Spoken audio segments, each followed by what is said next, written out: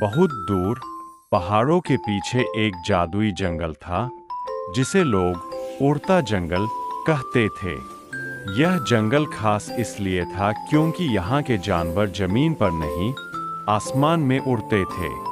हाथी के कान बादलों जैसे थे, हिरन के पैरों में सर थे और बंदर अपनी पूंछ से हवा में झूला करते थे। इस जंगल के पास एक सुंदर राज्य था। उस राज्य में रहती थी एक नन्ही, प्यारी और समझदार प्रिंसेस आर्या। प्रिंसेस आर्या को किताबों से ज्यादा प्रकृति और जानवरों से प्यार था।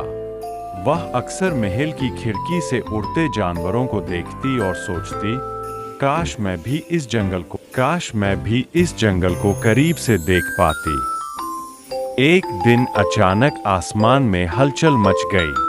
उड़ते जानवर डर के मारे इधर-उधर भागने लगे। उड़ता जंगल धीरे धीरे नीचे गिरने लगा। जानवरों की उड़ने की शक्ति कम हो रही थी।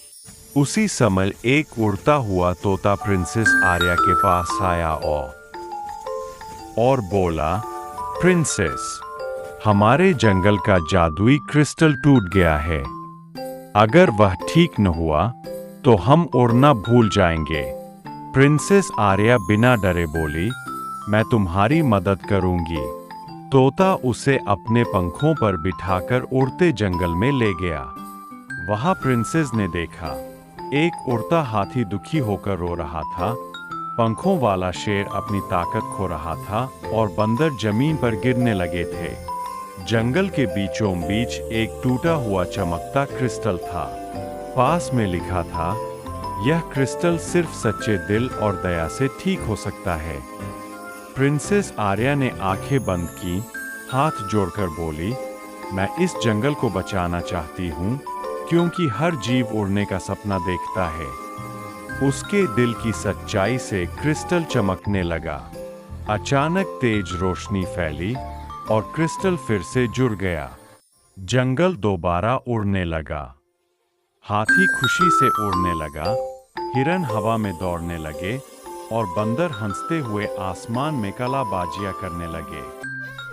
सभी जानवर प्रिंसेस आर्या के चारों ओर इकट्ठा हुए। उड़ता शेर बोला, आज से तुम हमारी जंगल प्रिंसेस हो। दोस्त हूँ। जब वह वापस महल लौटी तो किसी को यकीन नहीं हुआ कि उसने उड़ते जंगल को बचाया।